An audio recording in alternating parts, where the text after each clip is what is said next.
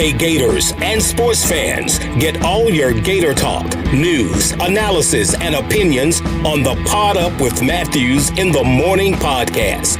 Find us on your favorite podcast platform or watch us on Facebook Live between 8 a.m. and 9 a.m. every weekday.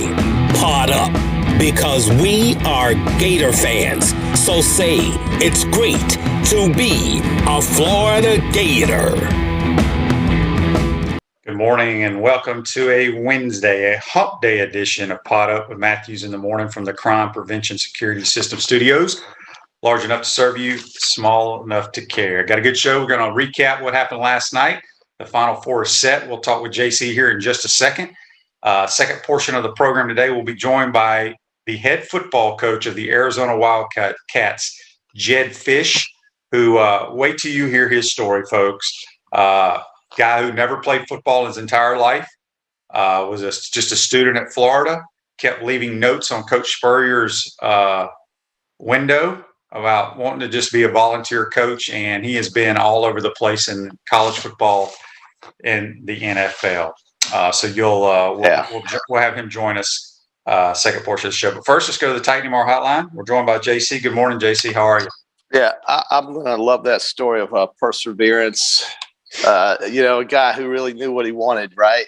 And he was not going to be denied. So we'll see how he can do at a place that's very hard to win football games. And you never know. Maybe he'll. Well, he's been coaching a long time. Well, yeah, but he's not that old. I mean, he's not an old guy. He's 44, but he's coached. So, he's been coaching since he was 20. Yeah. I mean, he coached for 24 years. He went to the Super Bowl with your Rams. Yeah, no, I mean his resume and track record would be you'd have to download it on a disk drive. There's so much on there. Yeah. So good for him. I like stories like that where he just basically was so persistent he was not going to take no for an answer, and that's pretty impressive. Well, the Final Four set is the first time in the history of the Final Four, JC, that no team east of the Mississippi is playing in the Final Four. Did you know that? Yeah, no, I did not know that. As far as the games last night, I'll start with the second game first, and that's that Michigan game with UCLA. And let's just face it, Mick Cronin is really become quite a story with what he's been able to do with this team that has won 5 straight games now in the tournament. Is it 5? It's 5, I think. So yeah, something like that. It's pretty amazing. They are just one of those teams that won't go away, that you think you're much better than, and then for some reason they just hang around. I think Alabama, if they played UCLA 10 times, would win 8 times. I think if Michigan got to play UCLA 10 times, they also would win 8 times. But it doesn't matter because they're not playing 10 times. And the one time each of those teams had a chance to beat UCLA, they couldn't do it. And so, let's give a lot of credit to the Bruins. They have surprised everybody. I was watching this game last night, and of course it starts at this ridiculous hour, 10 o'clock, whatever, which is fine for those folks out there. But, I thought I was watching the whole game. I remember watching the beginning of the second half, and the next thing you know, there was a minute and a half to go in the game. I literally missed the entire second half thinking that I was watching it, so I obviously fell asleep. But I saw the last minute and a half of that game, and it probably took about 20 minutes to finish that last minute and a half of the game with all the timeouts and all of the reviews and all of this and all that. But they got it done, and UCLA held on. Michigan had 2 good looks. I mean, it's just like the kid from Oral Roberts missing the last second 3-pointer.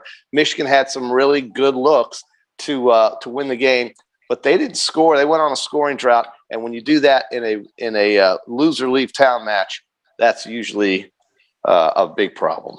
Yeah, Michigan missed a ton of free throws, as did Alabama. But Michigan missed their last 8 field goal attempts. Yeah. Their last field goal that they made was at the 5:22 mark left in the game. Wow. Yeah. UCLA, give UCLA a lot of credit. Like you said, they've won a bunch of games. They've won 2 overtime games.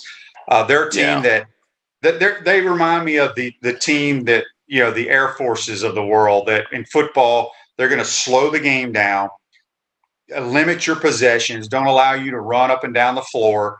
But let me tell you something. It's been a great story, UCLA. Your ass is getting blown out. You're getting blown out Saturday night. Yeah. Well, and the funny thing about them is they lost 4 straight games before sneaking into this tournament in a play-in game. And they barely beat Michigan State in that play-in game after losing 4 straight games. Now, what school, here's some trivia for you, QB, since we're talking about UCLA. They have made more trips to the Final Four than any other basketball program. What team has more than they do? Kentucky. There's only one team. Good guess, not true. There's the North Carolina Tar Heels made more trips than UCLA. But I mean, that's 19 trips now for UCLA. It's been a long time. This Johnny Juzang is a pretty good player. He had 28 points last night. You know where he played last year, right? He was a transfer from Kentucky. Yeah, didn't hardly play for them. Yeah, hardly played for Kentucky, but scored 28 last night and played on a bum ankle. Hit 1 of 2 free throws there at the end to give them a 2-point lead. They could have made it a 3-point lead, but he missed it.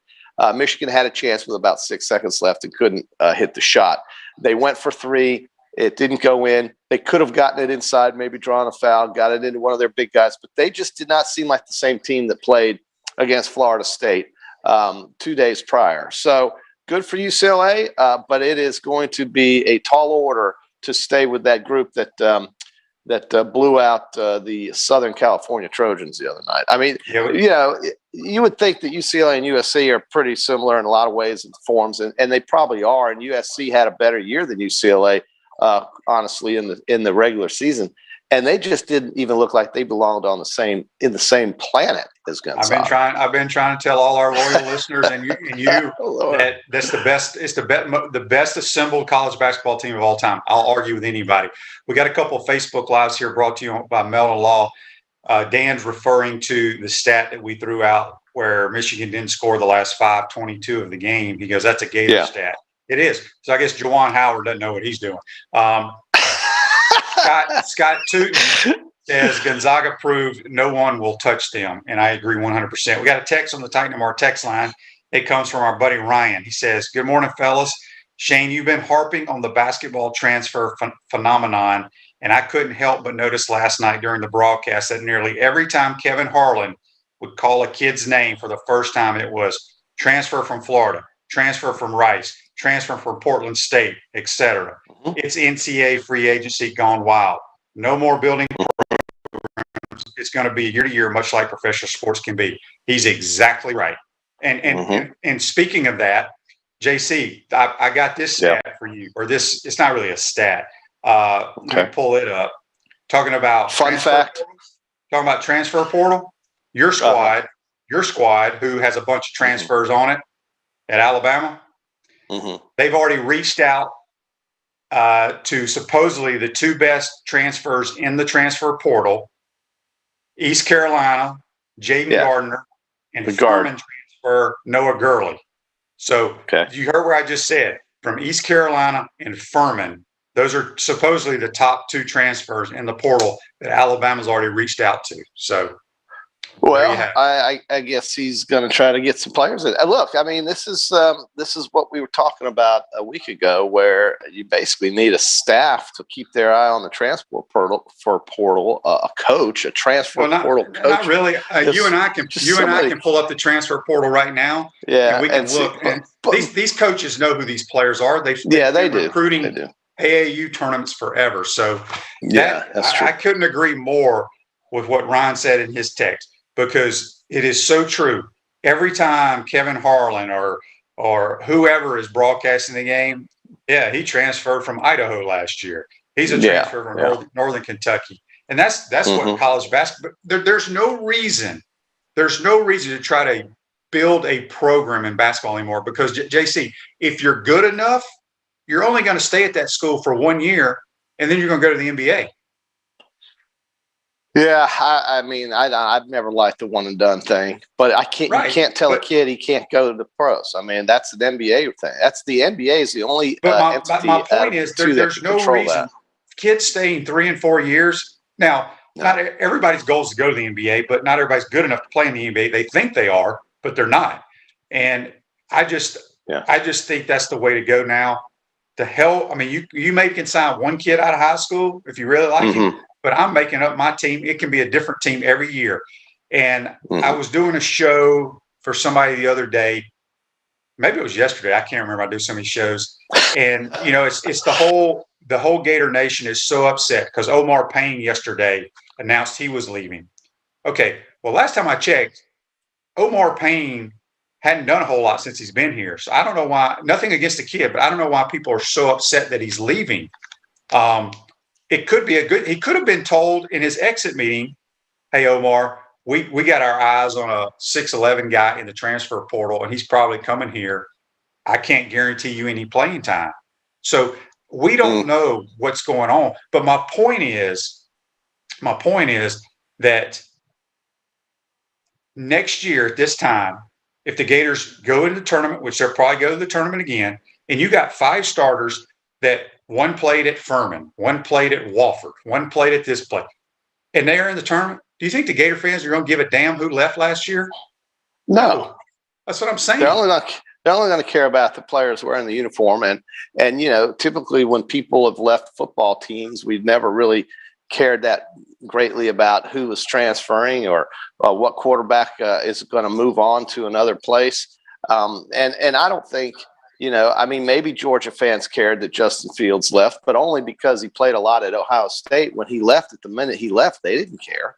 So, you know, and Ohio State probably didn't even know how great he was until he started playing a lot. And, you know, it's easy to look good in some of those games they play in the Big Ten, that's for sure. But here's the other thing, too. You know, I have no problem with these kids leaving at all. You know, have we recruited great players? I don't know if we've had. Trey Mann is a damn good player. But you could say the one thing I would say, you know, to this staff is maybe they're not bringing in great talent, because here's my point. Everybody that's transferred out of here since Mike White's been the coach, have you heard of them playing anywhere else other than Andrew Nemhard? No, exactly. That's my point. So, and that's why I said, in my opinion, the starting 5 we had last year, or this year, I should say, we had one legitimate player, Trey Mann. The other guys, you know, Noah Locke's a decent player. Castleton's a decent player. They're backups. They should be coming off the bench. Well, so that's why I am so glad we're going to build our team out of the portal. And let's just remember, too, whether you build it out of the portal or if you build it out of high school, new players that come to the school are not as well known by the fans as they are obviously by the coaching staff and other coaching staffs. And when Florida won a national title, I can distinctly remember in 06 or 05 or whenever that was, it was 05 and it turned into 06, or was it 06 it turned into 07? Well, they're the 06, 07 national champs. That's all that matters. Okay, so when that team hit the court for the first week of the season, I don't think a whole lot of people were talking about Noah. They weren't talking about Lee Humphries. They weren't talking about Corey Brewer. Nobody knew anything about any of these players, and they developed into the best team in the country. It could happen again very easily if you get new players coming in here and maybe you just don't know who they are yet. You know, if you miss on this great guard out of East Carolina, okay, you miss on them. But there could be somebody coming in that you just don't know about. It could turn out to be one of the best things that ever happened to a program. Sometimes you just got to trim the fat and start over. QB, you know, I know we're all excited about basketball, but frankly, now that some of the SEC both SEC teams that played in the Sweet 16 are gone, and we've got Baylor and Houston and Gonzaga and now UCLA. Locally, there's really not a whole lot of interest, I would think, in the tournament's Final Four, even though a lot of folks might love Baylor, Houston, Gonzaga, and UCLA. But did you see where, you know, we're getting close to the NFL draft here? It's April now, basically starting tomorrow is April. And there was a note yesterday from the NFL that Roger Goodell has said that the NFL is encouraging players to be vaccinated and so forth, but they expect full stadiums for the 2021 season, meaning capacity-wise, they're expecting 70, 80, 60,000 fans. But of course, we all know that this is basically up to state and local governments. You may have a full stadium in Miami for a Dolphins game, and you may have half a stadium in San Francisco for a 49ers game if you're lucky. You just don't know. So I thought that was interesting yesterday because we're trying to reach as hard as we can for some sense of normalcy. It's been a long slog through 2020 and the first quarter of this year with attendance figures and social distancing and so forth. And I'm just hopeful that we see the fans back. I think you're going to. I think you're going to see. Well, I haven't heard anything from Florida, but I haven't heard anything on the college level from a place like Florida. I thought I heard somewhere. I'm pretty sure the SEC is going to be a full go. It's going to be a full go in my opinion. Maybe the SEC will advise that that's allowed, but it's really going to be up to state and local governments. Yeah, I don't know how all that works. So it works very clearly. If you live in one city and they say no, we're not doing this, and you live in another city that says sure, go ahead. That's how it works. Okay. Well, refresh your vehicle when you're brand with a vehicle wrapped in Wrap Spot. March is your lucky month at Wrap Spot. Mention promo code Shane, receive 13% off your vehicle wrap. Speaking with JC on the Titan More Hotline from the Crime Prevention Security System Studios. We'll be joined by head football coach at Arizona, Jedd Fisch, in the second hour. Not the second hour, second portion of the show. The winner of the Sean Parter hat this week, you go to podupwithshane.com, put your name in the hopper. And our great producers and production staff will pull your name out of the hopper. Have you seen the hopper, QB? What's the hopper look like? I just get told who wins out of the hopper.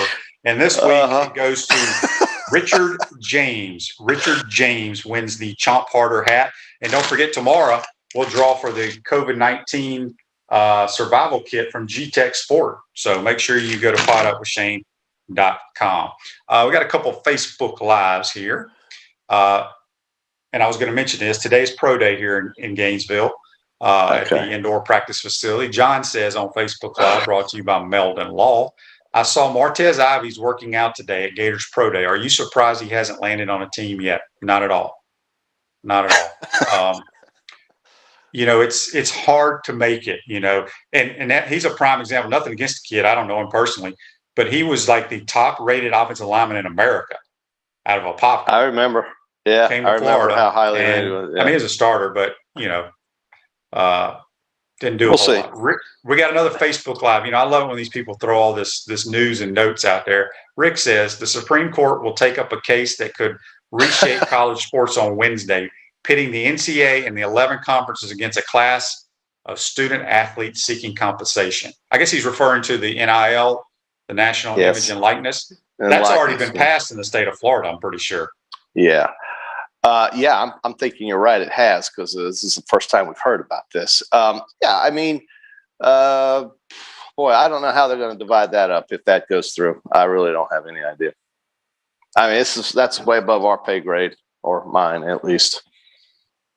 I mean, how are you going to say, well, this football player who scored, was SEC Player of the Week, was a great player, he's going to get this, and this gymnast is going to get that, maybe, who's very famous, where she came from, and I'm not sure what that's going to look like. I'm really not, but I do see it coming. Oh, yeah, it's going to be a mess, and I read somewhere, too, the NCAA is ridiculous, JC. They're making $900 million or something like this on this NCAA tournament. Yeah. And they fed these kids horrible garbage food. Yeah. Their gift, there were some players complaining about the gift bags. I know that rubbed people the wrong way, but it's true. I don't know what they got in their gift bags, but it should have been something nice. But I read where Oregon State, they lost in the Sweet 16. I can't remember who they lost to. I don't remember what time the game was over. They lost to Houston by 6, and it could have been worse. No, I'm not talking about I'm not worried about that. I'm talking about the time of the game, because the NCAA, it was very late, I believe. They made them catch a plane at like 1:30 in the morning to go back to Corvallis instead of putting them back in the hotel and leaving the next day. They didn't. They wanted them out of town. It's ridiculous. Well, it makes you really wonder.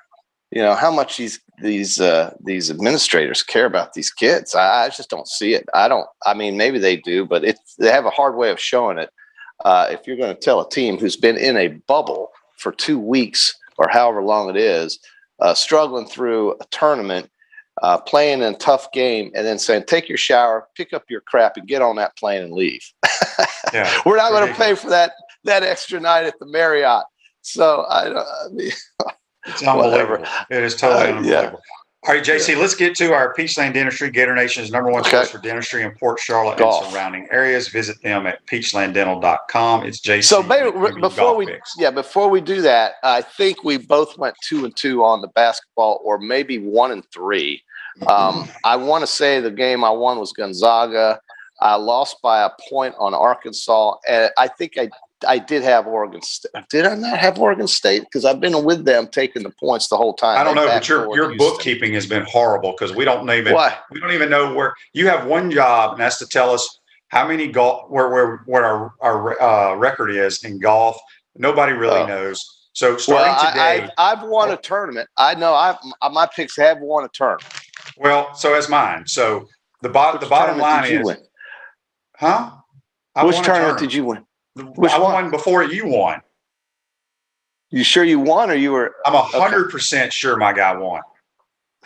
Okay. You have to go back and look at it, but it was before your guy won the tournament, and that was both of those wins. I know who my guy won. Both of those wins that we had. Listen, both of those wins that we had have asterisks beside them because we picked those guys after the cut, so it really doesn't count. You're the one who came up with the rules. You changed the rules. Right, but my point is, we both have one. We have someone that both won the tournament. But you go first. But keep better. Tony better Feno, stats, please.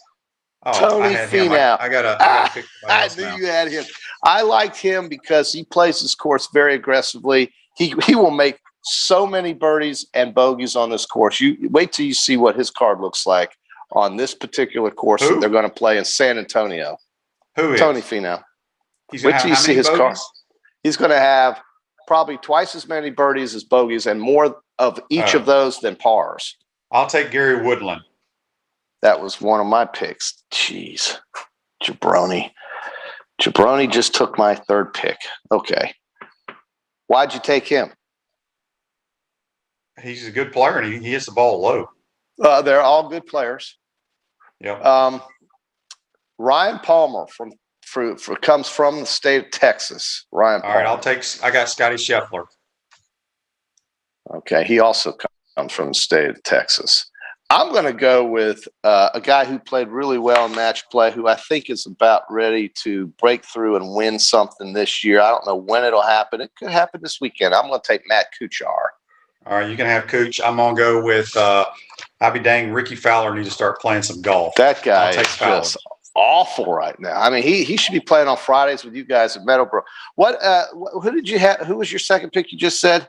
I got Woodland, Scheffler, and Ricky Fowler. So get a nice notebook and keep better stats. We got a Facebook Live. Speaking of golf, John says here, I saw where they were trying. He says they are trying to get the PGA to pull the Masters from Georgia. I'm no golf fan, but I know that's not happening. What's even worse than that was a guy named Tom Byrne, who is on Sirius Satellite Radio, has been doing radio for quite some time on Mad Dog Sports Radio. Tom Byrne tweeted that it needs to rotate, which might qualify as one of the silliest tweets of, frankly, 2021 or 2020 or 2019 or 2018, that they would even think about or consider taking the Masters tournament, which is all about the place they play in, and rotating it like they do the U.S. Open and the British Open and PGA. It's the silliest thing I've ever heard. How does a guy who follows sports, has a handle, has a platform, is on nationwide radio, how does a guy come up with a tweet like that? How is he even listened to? I mean, how do you even conceive something like that for the Masters? Is beyond me. I don't understand. Somebody said Justin Fields ran a 4.4 yesterday, and Dan says he will be a nice wide receiver. Well, it's kind of funny to me how all of a sudden the Joker out of Alabama, Matt Jones, one of our favorite quarterbacks from Jacksonville area of all time, has now kind of slipped ahead of him, perhaps in San Francisco or in these early teams picking. But I still think the first two quarterbacks taken will be obviously Trevor Lawrence and Zach Wilson. I think those will be the two first quarterbacks. I don't see Matt Jones or Justin Fields going before, obviously, either one of those. Yeah. I'm not on the draft board. I'm not in the war room here. Okay. I can't figure out, and we'll talk more about it here in the next couple of weeks, but I can't figure out what the Jets are doing. I love Zach Wilson. I don't either. I have no problem taking it, but why they haven't shipped Sam Darnold somewhere? Because I think Sam Darnold's a good player. And now all of a sudden, the Heisman Trophy winner is not even in the top 10.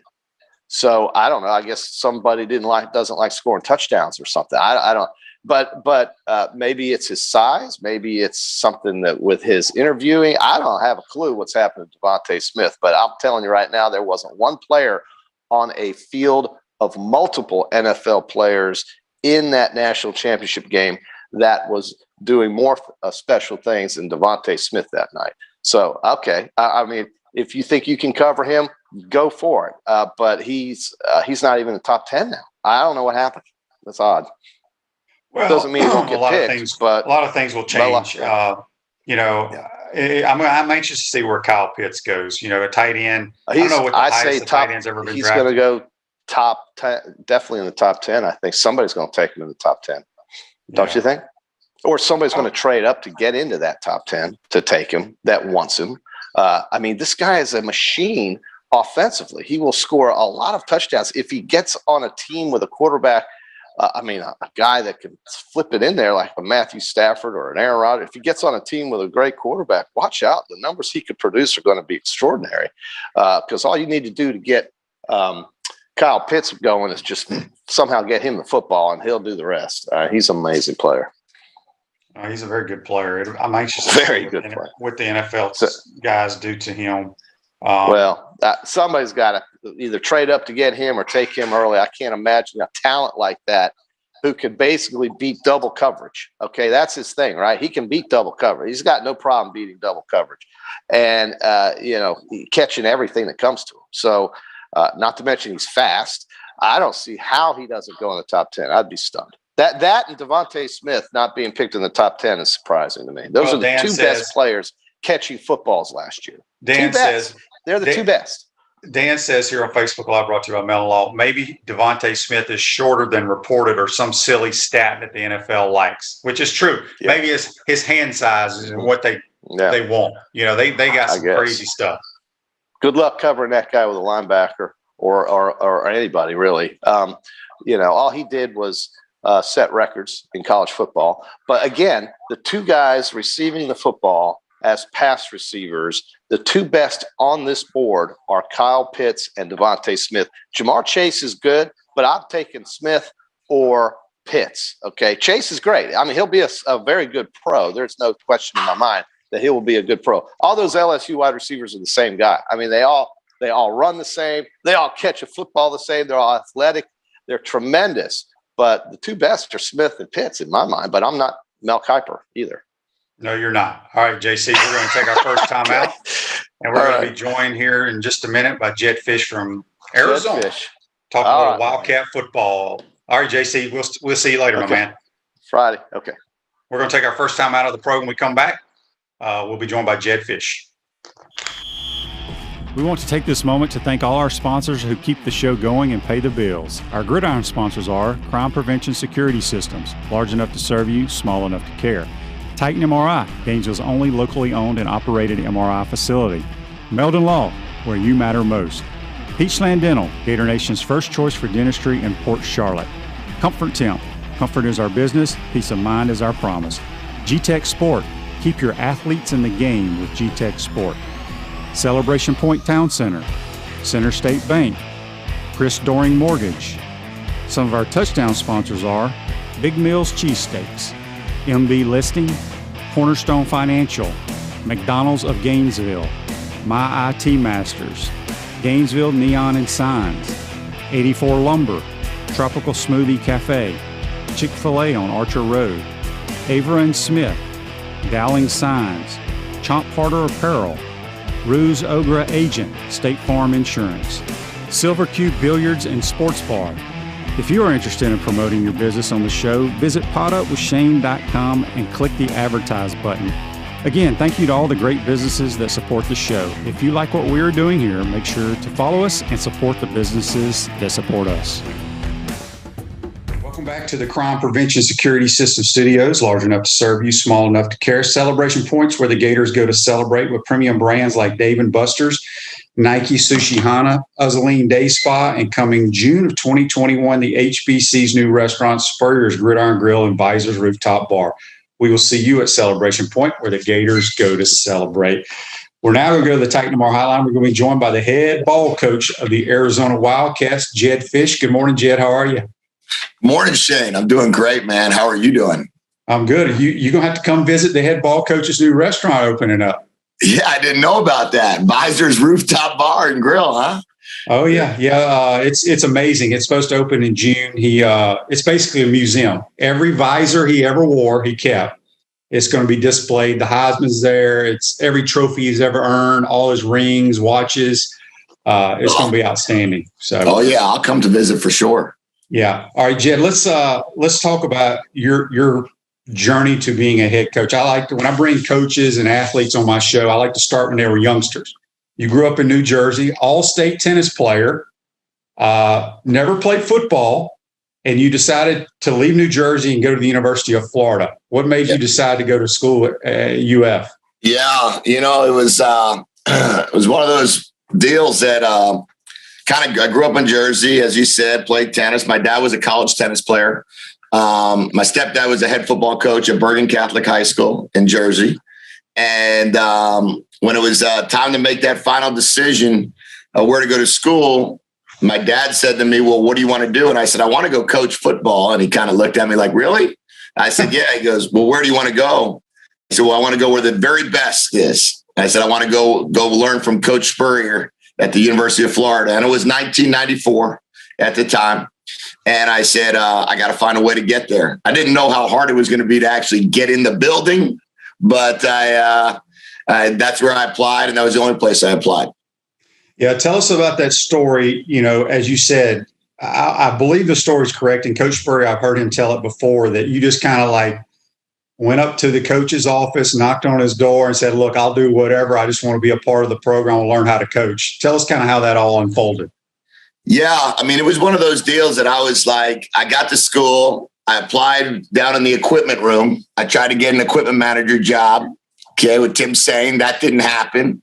Then I tried to figure out another way to get involved in the program. And at that point in time, there were really no student assistants. There was only 2 GAs. It was only, I was a freshman in college, so that wasn't an option. And they had no undergrads. And finally, I was just like, all right. I started leaving notes for Coach Spurrier on his windshield, see if that would work to get an appointment. That didn't work. And then finally, after about a year, I guess it was my sophomore year, I said, all right, I'm going to go coach at PK Yonge High School with John Clifford was the head coach. And but while I was going to do that, I was just never going to give up my dream to start working there. So I finally, Lawson Holland allowed me in the building, Buddy Tevens, and was there. And Dwayne Dixon kind of stuck me in his little closet and said, here's 2 VCR tapes, make cut-ups of Sterling Sharp's one-on-ones and whatever else was going on. And that's kind of how it all started. And Coach Spurrier, I guess, luckily didn't kick me out. I don't know if he knew I was there too often, but he didn't kick me out. Yeah, that is such an awesome story. And then you became a graduate assistant for a couple of years under him. And then you I think you left and you went with the Texans. But what was it like being a graduate assistant under Spurrier? Well, I mean, there were so many parts of being in that building. So I got to spend about 3.5 years total in Gainesville working for the football program, maybe 4 years, 2 as an undergrad, 2 as a GA. And during that time, I mean, I'm trying to model our program right now after it. There's no better family experience than when you work for Coach Spurrier. Jerry is as good as it gets when it comes being a head coach's wife/team mom. And I talked to my wife and she talks to Jerry about that. And it was an amazing opportunity. And you really understand, he does it his own unique way. I could never do it the way he does it. But when you're a GA for him, it was awesome. It was awesome to learn and, just sit in the back corner and listen to his, conversations or some of the things he says. And you just really learn how to attack defenses. I can tell you that. Yeah. So, Jedd, you've been around the game a long time, both college and in the pros, and bounced around. And you've coached under, Belichick, who's the greatest of all time, Harbaugh, Spurrier, Pete Carroll. Which coach would you say? And I know you started with Spurrier, but have you taken a little bit of each coach and you're going to apply it to the Arizona Wildcats? Yeah. And, I've tried to, I feel so fortunate in this journey, right? And, I'm 44 and have been around. I mean, I don't know anyone that could have been around better. If you go, when you start talking about from Spurrier to Mike Shanahan to Brian Billick to obviously Pete, Sean, McVay, Belichick. And when you work for those guys, if you can't take a little bit, you're crazy, right? Like you got to take something from each guy or you're missing the boat. I feel like we're kind of maybe a mixture of all of them, the best I can be, but still staying true to what my own beliefs are. But like each guy has its own little uniqueness. And if it starts with Coach Spurrier, it's always has for me. And it always has been like, you got hired because you were a good offensive coach or, people thought you were a good offensive coach. And I don't want to ever give that part of it up. And he reminded me of that the day I got the job here. He's like, don't forget, like, don't just become a CEO. You know how, right? Like that was the first thing he said to me. He goes, now don't stop coaching because you're a head coach. And some of the best ones that I've been around, they never have. The Belichicks, the McVays, obviously Coach Spurrier. I mean, they're always coaching. And that was the number one thing I learned from all of them. Speaking of that, I see so many guys that were coordinators, they get the head job and then they quit calling plays for whatever reason. Is Jedd going to keep calling plays? Yeah. Okay. And keep installing and keep scripting plays. And, I don't feel like, I don't know. First of all, that's the best part of the game is calling the game. And secondly, like, I don't know. I mean, that's why we do it. I think, that competitiveness of calling plays, coaching the quarterback, game planning. I mean, that you just have to find other time in your day to do all the other things that are now required of you. Recruiting, especially, has taken on a mind of its own nowadays, as you know. But, it is what it is. And no, I'll never give that part of it up. I'm going to ask you this question because I've always been curious, and obviously you're back in the college game. You've coached at a bunch of different colleges. You've coached at a ton of different NFL teams as well. What is the biggest difference coaching college kids compared to the pros? I think as I was thinking about this a lot recently. I think as a NFL coach, you're like a big brother. And as a college coach, you're like a dad. And, when you're dealing with veteran quarterbacks like yourself for all those years, or when you're dealing with guys in the league, right? They're first of all, they're being paid. They have families, a lot of them. They're grown-ups or becoming grown-ups. And I don't think you can speak to them the same way. I don't think the demands are necessarily the same. And you build more of a personal relationship to help them achieve their goals, right? That's really what being an NFL coach is. How do you get them to make the most amount of money and have as long of a career as possible? When you get a college kid, now you're sitting there, you're trying to teach them like life skills, and you're really developing them from a lesser foundation because they're younger. And a lot of them just kind of grew up high school ball and now they're here. And there's a lot more teaching, a lot more discipline. And, but there's a lot of rewards out of that too. Yep. I was looking at your coaching staff. I wasn't quite sure who all you hired. There's some familiar names on there. Obviously Chuck Cecil, who a really good player in the league for a long time. Don Brown, the great defense coordinator for Michigan. And then Ricky Hunley, who was on Coach Spurrier's staff. Where has he been coaching before he came to you? So Ricky was at the Bengals with Marvin Lewis. So he left after the Redskins. He went to Cincinnati with Marvin for all those years as a D-line coach, linebacker coach.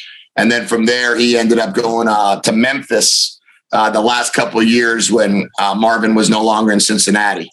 And then he was out for a year. We were able to bring him back. And obviously he's another college football Hall of Famer from University of Arizona. So it was. Oh, I didn't realize. I forgot he played at Arizona. Yeah. Okay. Yeah. So he played here. You know, we got 4 college football Hall of Famers, and really 3 of them are on the staff here. So we have Coach Cecil, Coach Hundley, and then I hired Teddy Bruschi as a special advisor. Okay. All right. I like it.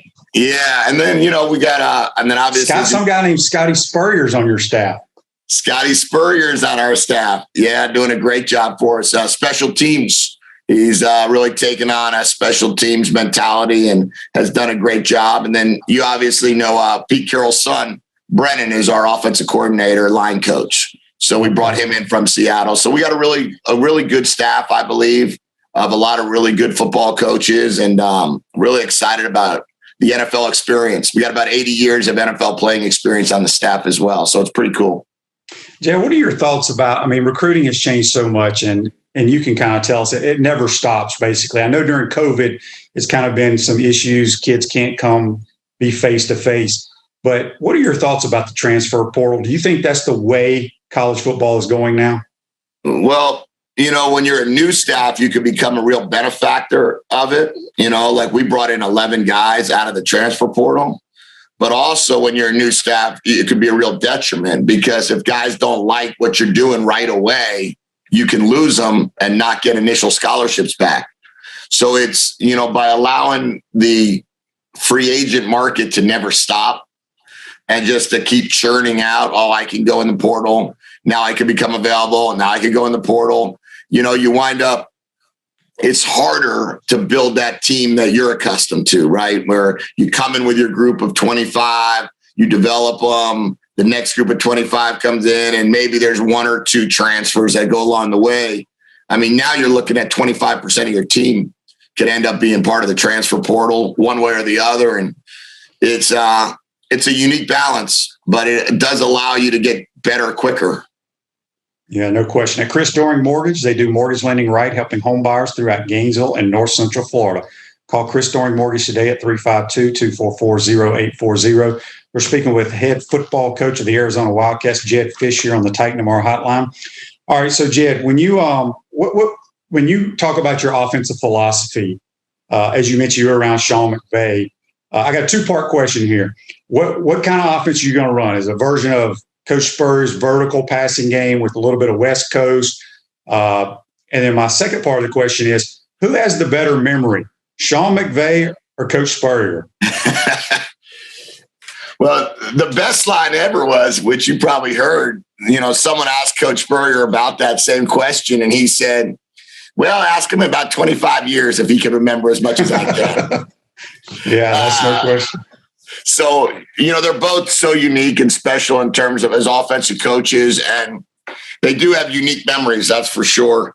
I would say in terms of our system, we'll be more play action, more use kind of that illusion of complexity, but keep it simple in terms of under center football a little bit more than maybe what they did at South Carolina, at least towards the end, and at Florida, really in the middle area when he went towards the end, a little bit more gun. We will try to be a little bit more not shifts, but motions, condensed formations, attacking style, and a lot of no huddle. We'll try to be, you know, that really is, you got to outscore people. I mean, in college football nowadays, you really can't win games 24-17. I mean, it's just not going to happen. So you got to go out there and try to score points. I tell our guys, it's like NFC West. Our offense is about built like the NFC West offense are, Seattle, San Francisco, and LA. That's kind of the verbiage. It's all kind of falls under that Shanahan tree. Is probably the most comparable. We got a text here on the Titan Tomorrow text line. It's from Joseph. Joseph wants to know, who is the best player that you've coached? Whew. I mean, there's so many, right? I mean, how do you answer that? There's been a lot of great ones. I mean, I'll tell you, last year I had as much fun with Cam Newton as I've had with any player. Really? He was absolutely an unbelievable blast to coach. His work ethic is incredible. He was he first guy in the building, last guy to leave every single day. And then, and before that, you're talking about guys like Goff and Cooper Kupp and Robert Woods. And it's down the line that when you think back, just like with coaches that you've worked with, just think about someone asks you who's the best teammate you've ever had, right? There's so many good ones. There's so many good players.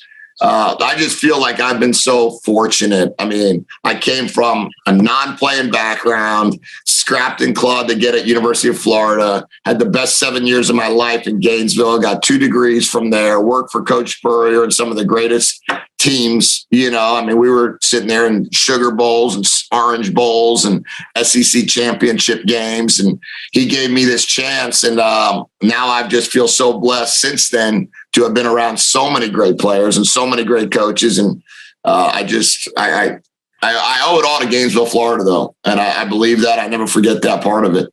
Yeah.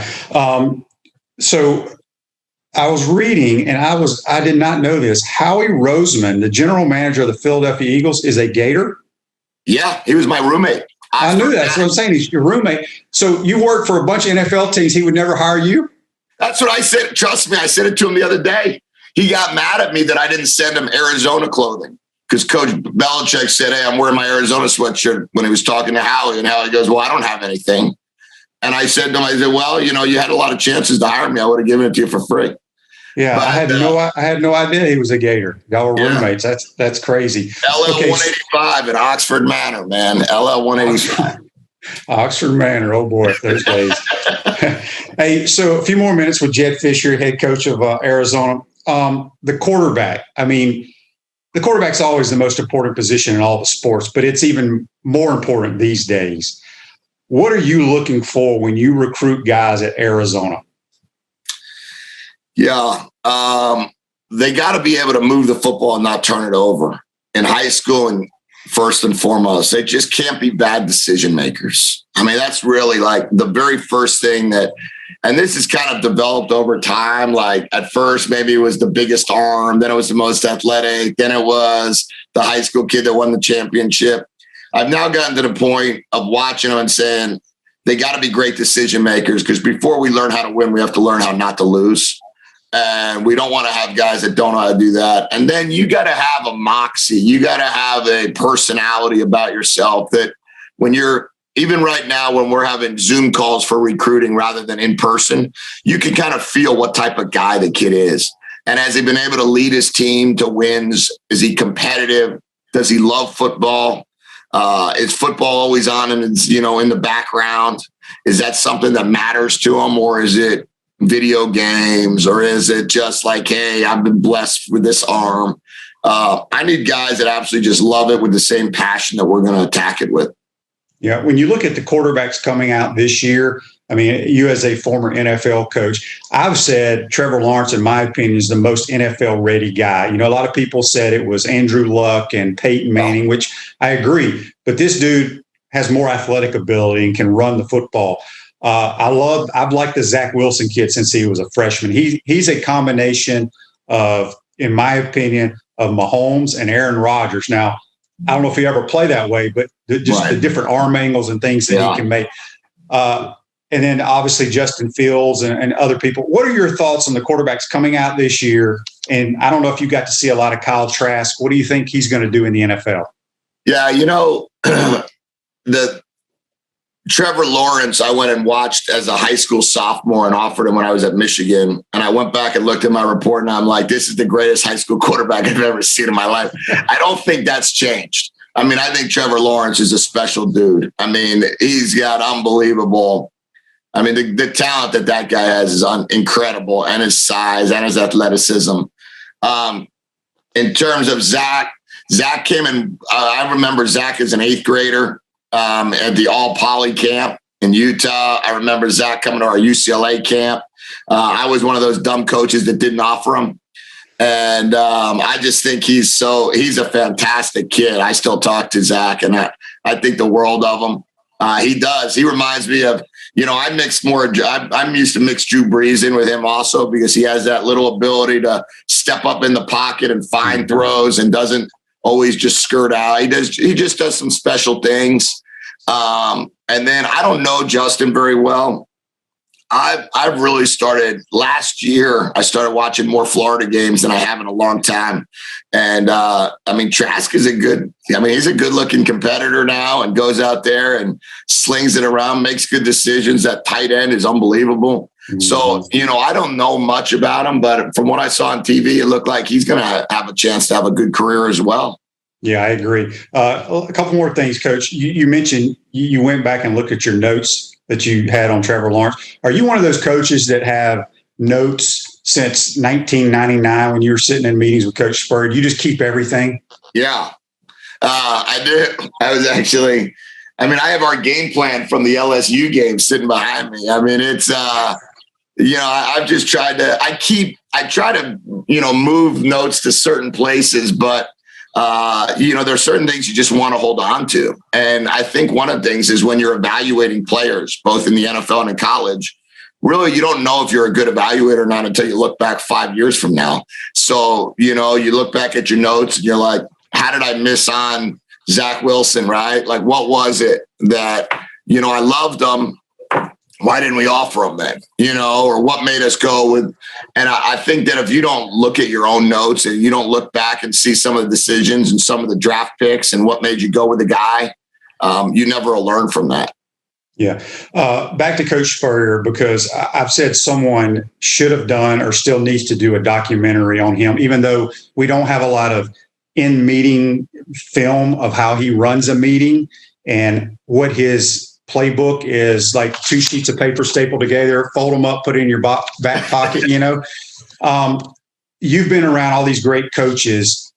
Real briefly, how unique is he compared to everybody else you work for? They're all unique, and he's in it. His just the way he does it is completely different. The way he sees it, the way he talks about it, the way he feels the game.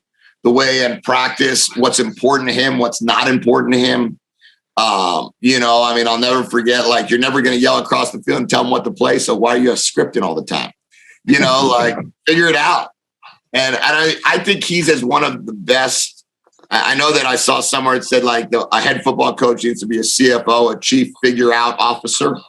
And I think he was as good as anybody to figure out how to win a game or how to attack a defense. And he's awesome, and I owe my whole career to him. So, I just love the fact that I was able to hire Scotty and give him a chance here. Yep. Before we let you go, I'm going to put you on the spot here. I usually ask all the people that work for him or coach for him to tell a funny head ball coach story. You got one for us? Yeah, sure. You probably got a million of them.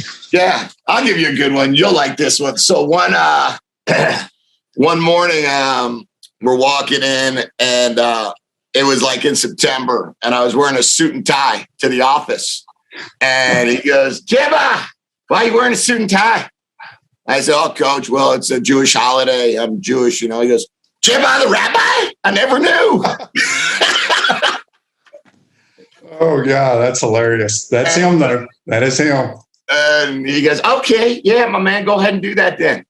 And then Rex was our quarterback, and he goes, "You think Rex is Jewish, Grossman?" And I said, "I don't know." And that was that was a great one of our conversations, and had a blast with it. He's just the best, he just absolutely is the best. And I'll always be grateful for him and Jerry. They're awesome. Yeah. Well, we're grateful for you for joining our program today. We wish the Wildcats a lot of luck. We'll be following y'all. Who you open the season up with? BYU without Zach Wilson. Yeah, that's a good thing, right? But they have those 27-year-old guys playing against your 18-year-old guys usually. Yeah, BYU in Las Vegas. So it'll be a fun one. And anytime. I appreciate you having me on, Shane.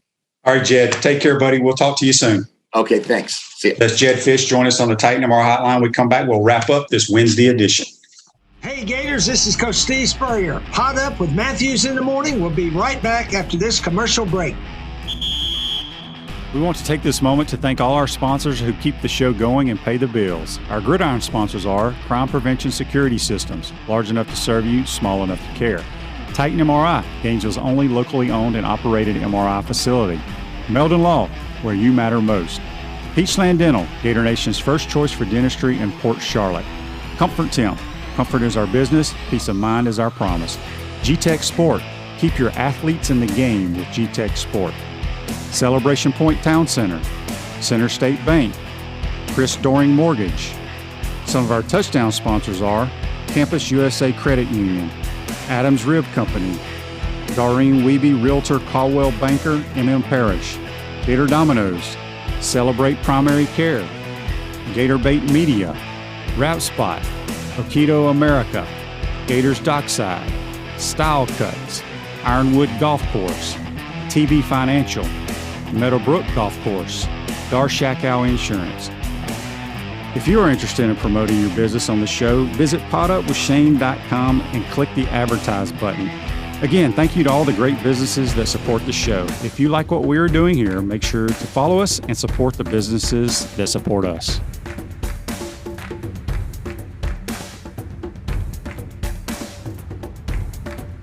Welcome back to the Crime Prevention Security System Studios, large enough to serve you, small enough to care. Hope you enjoyed the interview with Jedd Fisch.